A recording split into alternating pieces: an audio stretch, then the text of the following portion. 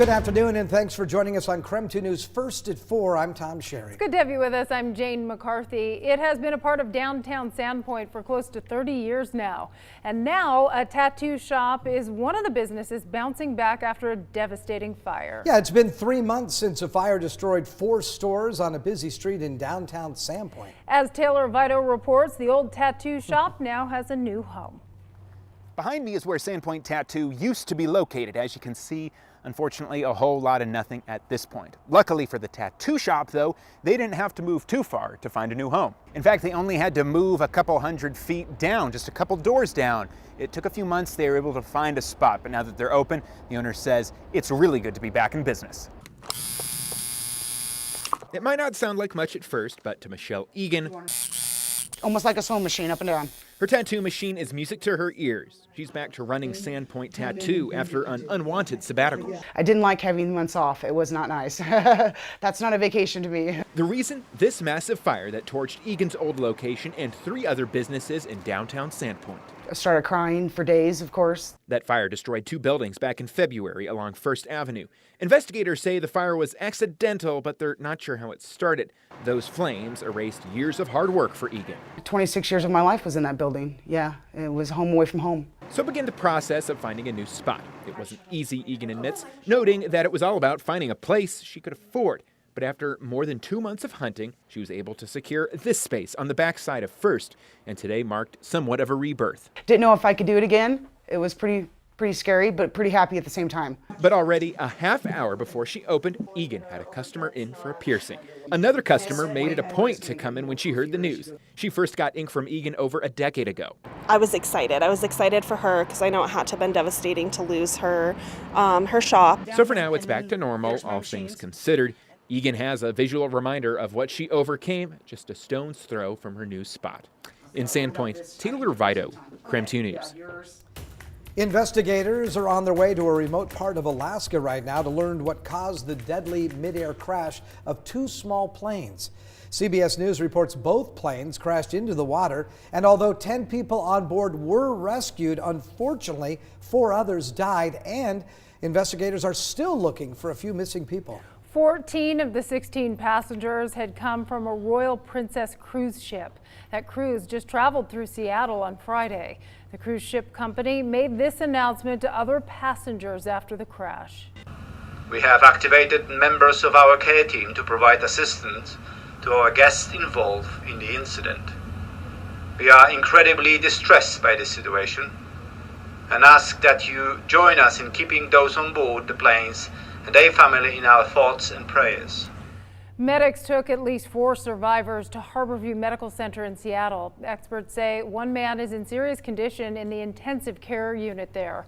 3 other people are in satisfactory condition. A spokesman with the plane company says they have suspended all flights until further notice. The company is cooperating with the NTSB and the FAA. New today, pilots behind that 2017 obscene skywriting incident that happened in Okanagan County thought no one would see them. Back in 2017, a KREM 2 viewer sent us photos and they quickly spread on social media. Recently, Navy experts wrapped up an investigation into that incident. Mark Hanrahan joins us in the studio with a breakdown of that report. Yes, good afternoon, guys. All right, for a lot of people, this was just, well, funny, and the investigation that followed much ado about nothing. However, the Navy was not amused and, as you mentioned, launched an investigation. We first heard about this back on November 16th of 2017. An interesting call came into the KREM 2 newsroom. A woman on the other end of the phone told us there were obscene drawings in the sky above Okanagan County. So we called the Naval Air Station in Whidbey Island, and they confirmed one of their aircraft was involved. The Navy issued an apology, and that was the last we heard about the incident until now. The Navy Times recently obtained a copy of the military's investigation. Investigators discovered 2 pilots were killing time during a training session. Their conversation was recorded, so we sifted through that transcript. After discussing the idea for some time, the pilots decided to go for it. However, the report found the officers never counted on the contrails to stick around long enough for people on the ground to see them.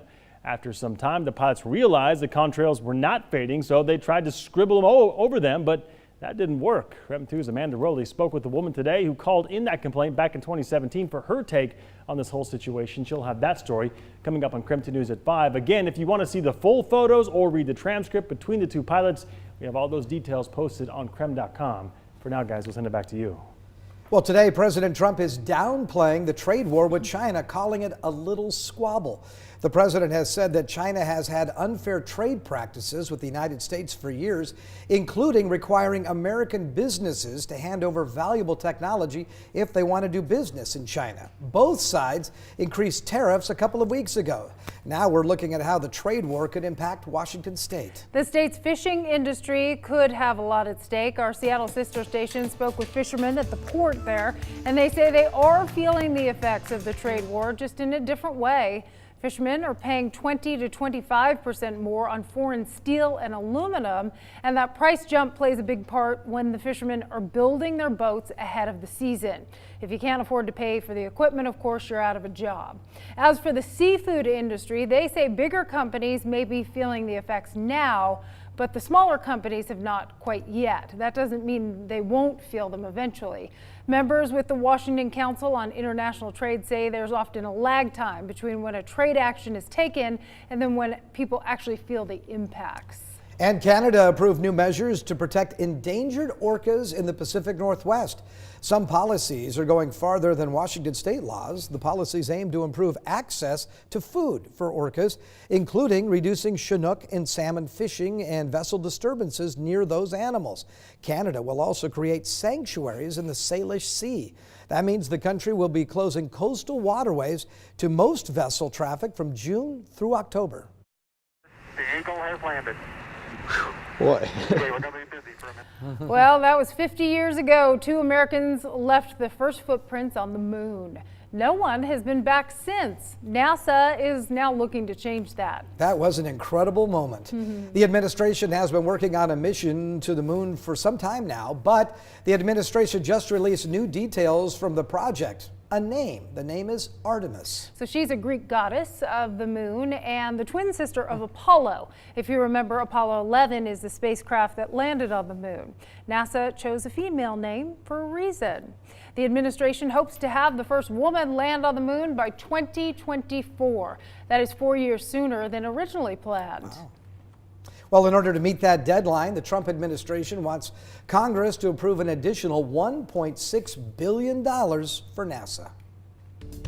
All right, turning to weather now. After a mostly dry start to the month, really, you're finally looking at rain showers headed our way. Yeah, we've got a little bit of rain occurring across the area right now. Follow me over here if you will, and you can see some of the rain showers that we're seeing on the Doppler radar. Here they are. Most of them are now in areas of central Washington, but we're going to continue to see temperatures trending downward as we continue through the weekend. Also a chance of showers developing on Thursday and Friday. Slight chance of rain on Saturday, better chance of rain on Sunday. Jane, I'll have a full look at your 7-day forecast coming up in just a few minutes. Look forward to that, Tom. Thank you.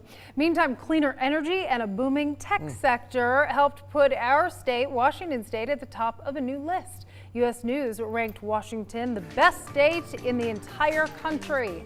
The outlet looked at several criteria, including healthcare, education, economy, and opportunity. Yeah, Washington was the top state overall, followed by New Hampshire and Minnesota. Idaho came in at the number 16 spot, while Montana was ranked 29.